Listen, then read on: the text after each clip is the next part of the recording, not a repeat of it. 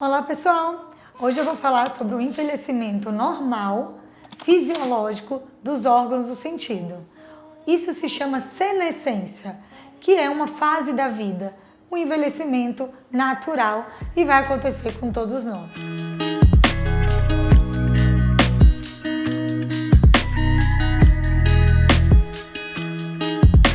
O nosso paladar é composto de 5 sabores clássicos, mas a maioria só conhece 4.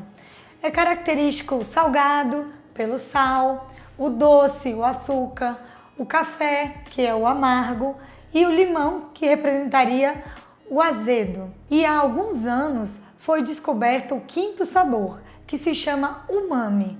Esse sabor foi descoberto no Japão e significa essência da delícia. É um sabor que é representado principalmente pelo glutamato monossódico, que a gente encontra no tomate cereja, no queijo ralado, no cogumelo, no salame. Esse sabor cria memórias que permite com que a gente, ao lembrar daquela comida, a gente chega a ter aquela água na boca que significa umami. O sabor dos alimentos está relacionado com o odor. Então existe uma relação muito próxima entre o paladar e o olfato. E com o envelhecimento há uma redução da sensibilidade dos neurônios de identificar tanto o cheiro quanto o sabor. Na gustação não há uma redução das papilas gustativas. A questão é que cada papila reduz a quantidade de neurônios que identificaria os sabores. E aí há uma dificuldade de discriminar, de saber exatamente qual sabor que está sentindo por conta do envelhecimento. As terminações nervosas da língua são importantes não só para que a gente identifique os sabores, mas para sentir a textura, se está quente ou frio, se está estragado.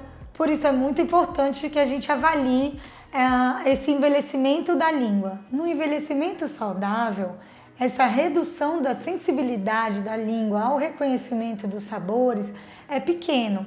As interferências geralmente são ou de doenças, medicações que utilizam e até mesmo da falta de higienização adequada da língua e doenças periodontais. O que costuma ocorrer é a redução da sensibilidade ao salgado.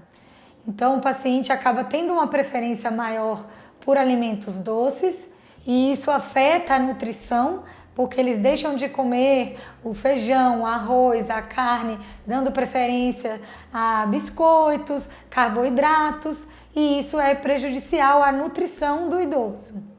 E outra coisa que acontece por conta dessa redução da sensibilidade ao salgado é que parece que é sempre que a comida está sem sal.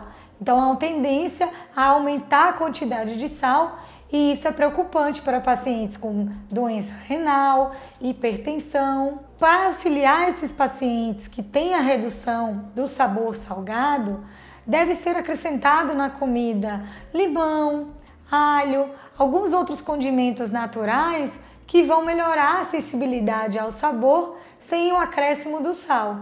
Isso aumenta a quantidade de saliva, o fluxo salivar e melhora também a digestão desses alimentos. O olfato é a função mais primitiva do ser humano. Ele que nos salva de comer uma comida estragada, até mesmo de ingerir um veneno por conta do odor. No envelhecimento normal, o olfato é mais comprometido do que o paladar.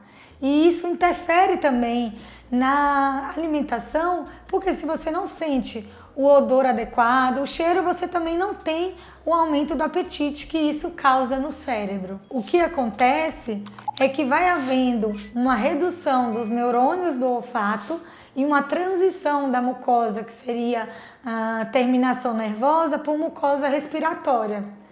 E isso você acaba modificando a sensibilidade aos odores. Você já pensou em quantos neurônios são importantes para transformar luzes em imagens no nosso cérebro?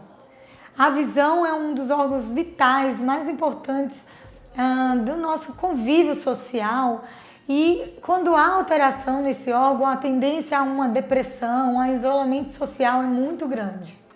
Na nossa visão, nós temos os cones e os bastonetes. Os cones, eles são sensíveis às luzes, formação da imagem e às cores. E os bastonetes, eles são mais sensíveis na penumbra, nas sombras, nas discriminações das imagens, dos contrastes, e eles não detectam as cores. No idoso de 60 anos, a pupila está diminuída a menos da metade do que tinha aos 20 anos. Isso faz com que as reações da pupila, ao aumentar e diminuir, estejam mais lentas com as modificações da luz.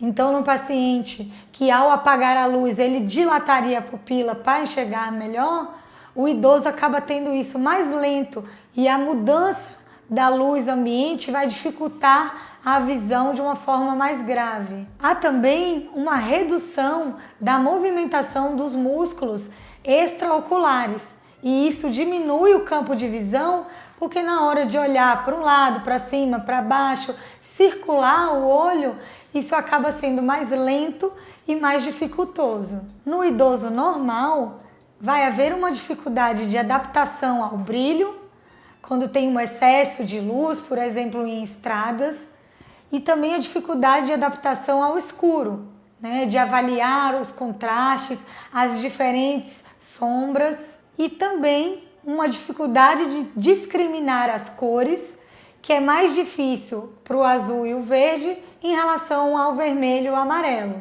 que são mais fáceis. Há também uma redução da capacidade de leitura e do campo visual. Neste caso, vamos chamar essa doença, que na verdade faz parte do envelhecimento normal da visão, a presbiopia.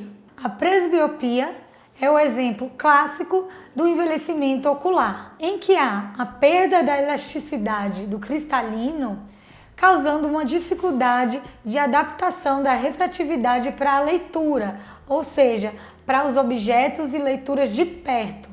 E isso é o mais comum de encontrarmos no paciente idoso. Em relação à audição, existem os sons graves e agudos.